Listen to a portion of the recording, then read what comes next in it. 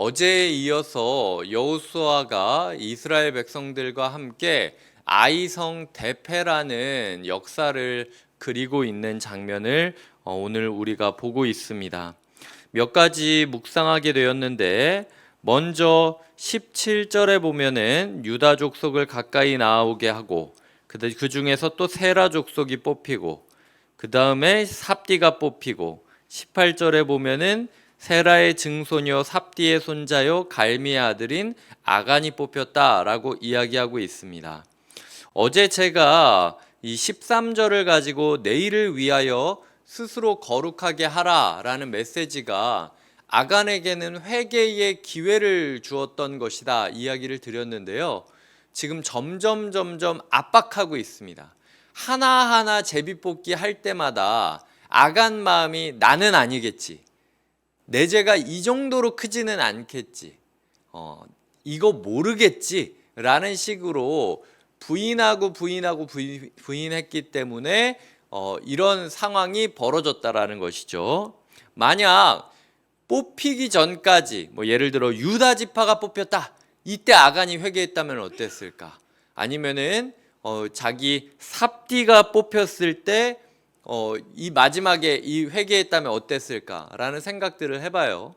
중요한 건 오늘 하나님은 우리가 봤을 때는, 결론적으로 봤을 때 어떻게 물건이랑 사람이랑 가족이랑 다 같이 돌로 쳐서 죽이냐 이러지만, 하나님께서는 지금 어젯밤에도 그러셨고, 그리고 뽑고 거의 너댓 번의 기회를 주고 있는데도 불구하고 여리고성을 봤던 그 사람임에도, 요단강을 건넌 사람임에도 이 회개하라는 압박감을 내 것이 아니다라고 넘겼다라는 거예요. 그게 문제라는 겁니다.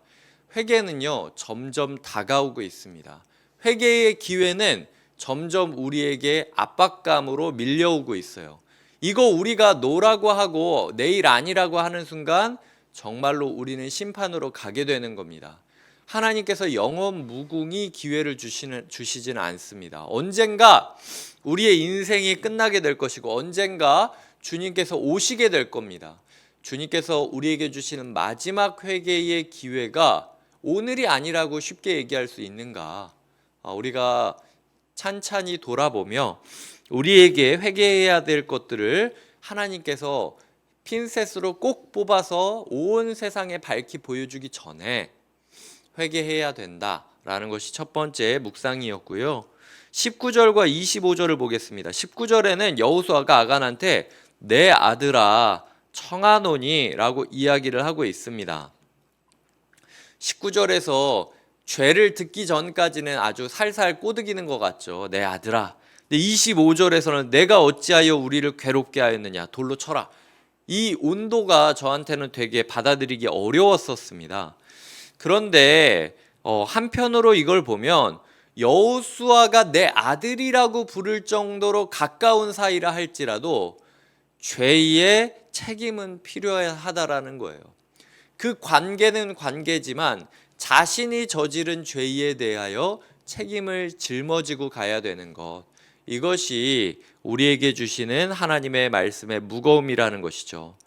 다윗이 죄를 지었을 때 하나님과 다윗의 관계는 흔들리지 않았습니다. 다윗은 그때에도 하나님께 기도했고, 그때 기도했던 시편들이 최근에도 우리에게까지 이어지고 있는 성경책에 기록되었던 내용들이죠.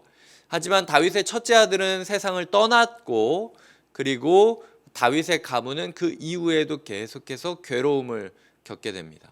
이런 부분들에 있어서 죄는 하나님과 관계에 있어서 죄의 용서는 받겠지만 죄의 후유증, 죄의 책임은 짊어져야 된다라는 것이, 우리가 적당히 죄 짓다가 마지막 죽기 전에 회개하면 되겠지 라고 생각할 수 있는 마음에 경종을 울린다라는 것이죠. 너는 천국 갈 수 있지, 네가 그렇게 개판으로 살다가 마지막에 회개하고 세상을 떠난 것 때문에 너희 가문은 믿음이 계승되지 않고 오히려 신앙생활하는데 장애물이 될 수도 있어. 너 그래도 괜찮은 거야? 너만 천국 가고 끝난다고 그래도 괜찮은 거야? 하나님께서 우리에게 물어볼 수 있다라는 겁니다. 그렇기 때문에 우리의 삶에 있어서 죄의 무거움을 기억해야 된다라는 것을 묵상하게 됐고요. 세 번째로는 21절에 보면 그래서 뭘 잘못했냐? 시날산의 아름다운 외투 한 벌, 이 옷 한 벌 때문에 실수하게 되었다라는 겁니다. 옷 한 벌이 너무 멋져 보였던 거죠. 제가 알아보니까 이 시날산의 아름다운 외투, 아름답다라는 표현도 등장하지 않습니까? 왕족이 입을 만한 것 같은 외투였다라고 이야기하더라고요. 그래서 사막 생활을 했던 생존에 최적화되어 있었던 이스라엘 사람들에게 있어 이 귀족들이 입는 멋진 옷이 얼마나 탐이 났을까. 이 순간 옷을 챙기니까 옷을 챙겼네. 옷으로 이렇게 보자기처럼 쌓으면은 다른 것도 숨길 수 있겠는데 하면서 이제 은 200세겔 무게가 50세겔 되는 금덩이 하나 막 이런 것들을 더 챙기게 되었다라는 거예요. 그래서 이런 부분에 있어서 우리가 보는 것의 중요성, 이 옷을 본 순간 마음에 탐심이 있었던 거죠.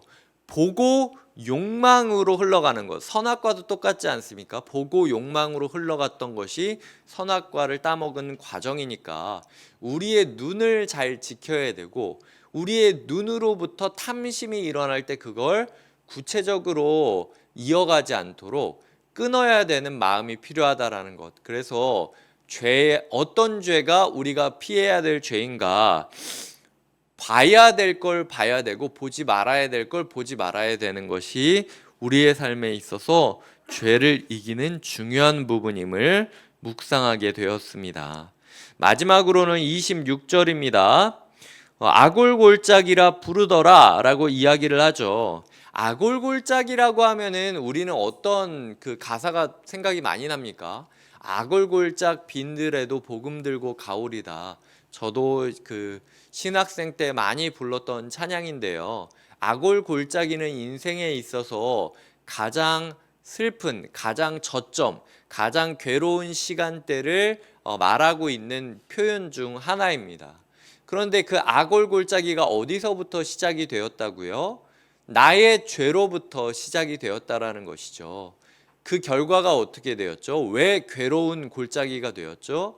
내가 그 속에서 돌에 맞아 죽었기 때문에 괴로운 골짜기다. 내 죄의 충동을 이기지 못하고 그것을 숨기려고 했다가 들켜서 공개적으로 처형당했던 것이 인생이 괴로운 이유라는 것이죠. 우리의 삶이 괴로운 이유는 무엇입니까? 죄가 분명히 있는데도 숨기려고 하다가 결국에는 그 죄가 다 까발려져서 공개 처형을 당하기 때문에 인생에 괴로움이 있다라는 것이죠. 하지만 오늘 말씀을 묵상하며 저는 예수님을 생각하게 되었습니다. 예수님은 자신이 지은 죄가 아님에도 불구하고 그 죄를 다 짊어지시고 골고다 언덕으로 올라가셨다라는 것이죠. 우리의 피할 수 없는 운명이 아골 골짜기라고 밑으로 하얀 곡선을 그렸다면 다시 한번 우리의 삶의 상승 곡선은 아이러니하게도 골고다 언덕, 예수 그리스도께서 우리의 죄를 짊어지고 십자가를 그 등에 업고 그 걸쳐 얻고 올라가셨던 그 길이 아이러니하게도 우리에게 생명을 준 길이라는 것이죠. 자기의 죄를 씻을 수 없고 자기의 죄를 이기지 못하고 자기의 죄를 숨길 수밖에 없어서 우리가 괴로워하고 있는 우리에게 예수님께서 다가오십니다. 이 자리에 있는 모든 성도님들에게 아골골짜기가 기다리고 있을 것이고 이미 아골골짜기에 계시는 분도 있을지 몰라요. 어떤 분은 자기의 죄를 열심히 숨기고 있지만 곧 드러나게 될 수도 있고 어떤 분은 열심히 숨기고 있지만 아직 드러나지 않을 분도 있고 어떤 분은 이미 드러난 분도 있을 것입니다. 하지만 그 아골골짜기를 향하는 우리의 여정 가운데 주님께서 찾아오셨다라는 것을 기억하셔야 돼요. 아골골짜기에 가기 전에 자기의 죄를 강대상 앞에 서서 하나부터 열까지 다 나열하는 걸로 죄 문제가 해결되지 않습니다. 하나님께서는 그걸 원하시는 건 아니에요. 고해성사하듯이 내 죄를 다 얘기하면 해결되겠지, 이게 아니라 예수 앞에 말씀하십시오. 기도의 자리는 그런 자리예요. 그러면 그 모든 죄들을 주님께서는 자기의 십자가로 여기시고 골고다 언덕을 이미 올라가셨음을 우리에게 깨닫게 하실 겁니다. 주님께서 주시는 은혜를 맛보는 것, 그리고 그 은혜가 얼마나 놀라운지 감사히 여기는 것, 우리가 악월골짜기를 묵상하면서 주님께서 우리에게 주고 싶은 마음이라는 것이죠. 우리의 죄 문제를 우리보다 더 앞서서 짊어지고 올라가셨던 예수님을 기억하며 감사의 마음을 갖는 것, 이것이 악월골짜기를 생각하며 주눅드는 것보다 100배 1000배 나은 신약의 사람들의 태도임을 잊지 않으셔야 할 것입니다. 말씀을 맺겠습니다. 회개는 우리에게 다가오고 압박감을 주고 있습니다. 그 압박감으로부터 회피하거나 외면하지 마십시오. 두 번째로는 죄는 아무리 인격적인 관계가 해결된다 할지라도 죄의 후유증, 죄의 책임은 짊어져야 되는 것입니다. 그렇기 때문에 되도록이면 죄를 짓지 않는 것이 좋습니다. 죄가 어디로부터 시작합니까? 눈으로부터 시작합니다. 무엇을 보느냐를 주의하십시오. 그리고 그 보는 것이 구체적인 행동으로 이어지지 않도록 마음을 지키십시오. 그리고 우리의 삶 가운데 죄를 끊임없이 은폐하려고 하는 마음이 있음을 기억하며 죄를 은폐하지 말고 잠잠히 예수께 털어놓으십시오. 그러면 그때에 예수님께서 우리를 악월 골짜기부터 골고다 언덕으로 인도하시는 모습을 보게 될 것입니다. 그 은혜를 감사하는 하루로 우리의 하루가 매듭지어지기를 바라며 예수님의 이름으로 축복드립니다. 기도하시겠습니다. 하나님 아버지, 감사합니다. 우리가 악월 골짜기를 떠나 골고다 언덕을 오르게 하여 주시옵소서. 예수님의 이름으로 기도드립니다. 아멘.